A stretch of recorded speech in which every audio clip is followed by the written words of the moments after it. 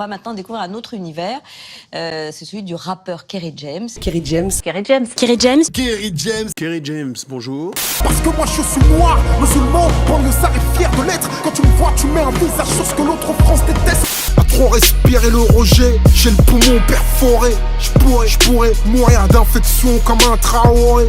Des négrophobes comme Alain Soral dans un texto. Partout sur le globe, c'est chaud d'être un négro. En tout cas, moi, quand j'ai découvert la musique rap, elle était engagée. Et donc, je me suis jamais posé la question est-ce que je vais faire du rap engagé ou pas. Pour moi, c'est ça le rap. Mais moi, je ne comprends pas qu'on puisse prendre la parole sans avoir quelque chose à dire, sans avoir quelque chose à défendre. Donc, pour moi, nécessairement, un artiste est engagé, quoi. Ouais. J'ai vu mon petit frère par terre baigné dans son sang. À tous ceux qui ont un pote ou un frère qui s'est fait buter. À toutes les mères qui se sentent comme amputées. À tous les pères qui ne pleurent qu'une fois isolés. Qu'attendent le cimetière meurtri, inconsolé. Jusqu'ici, j'avais été toujours un peu en retrait.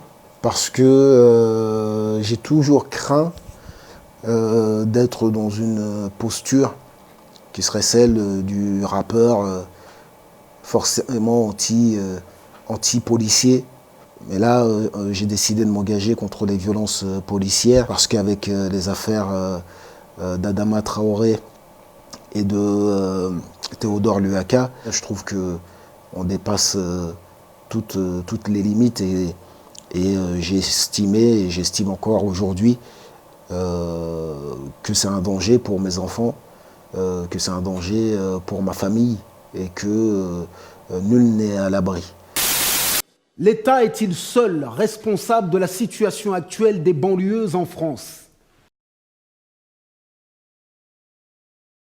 Tout ce que je fais à travers ma musique, à travers le théâtre aujourd'hui et à travers le cinéma demain, c'est quand même dans le but d'essayer de faire bouger la société. Si je pensais que c'était perdu et qu'on ne pouvait rien faire bouger, je ne ferais rien, quoi. Mais je pense que malheureusement, la révolution, elle est économique et elle est aussi électorale. Et les deux sont liés. Et donc, la révolution par les agressions physiques, par les violences, aujourd'hui, à l'heure actuelle, je n'y crois pas. Je pense que les violences qui sont orchestrées, même contre les policiers, même si c'est en réaction, par exemple, qui est en réaction à une violence policière, elles sont finalement manipulées et retournées contre le peuple en général. Et si le peuple a l'idée de se rebeller, vous disposez d'une armée de flics bien dressée et zélée. Le dialogue social gît dans un cercueil. Les keufs tirent au flashball, tu peux y perdre un œil. Vous faites monter le sentiment anti-policier. Usez de la police comme d'une armée privatisée. En parlant avec des gens qui sont ancrés dans la lutte contre les violences policières depuis des années déjà, je découvre aujourd'hui et je l'apprends qu'il y a vraiment un lien entre la décolonisation et l'attitude que peuvent avoir aujourd'hui certains policiers et le corps policier. Et que avant, c'est ce qui était attendu du corps policier. Et que, comme le disent les militants qui sont dans cette lutte avant moi et qui y seront certainement après moi, il y a un vrai problème politique. Le problème des violences policières n'est pas simplement un problème entre la police et la population.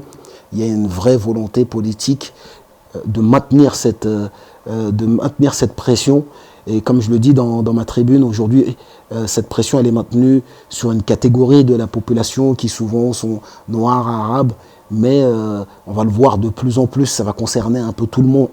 Ils veulent pouvoir maintenir le peuple dans une certaine peur. Il faut que le peuple marche droit. Et on verra quand il y aura des revendications politiques dans le futur, on verra qu'il y aura beaucoup plus de violence envers les gens, quelle que soit leur origine, quelle que soit leur couleur, même si aujourd'hui, les premières victimes sont évidemment les Noirs et les Arabes.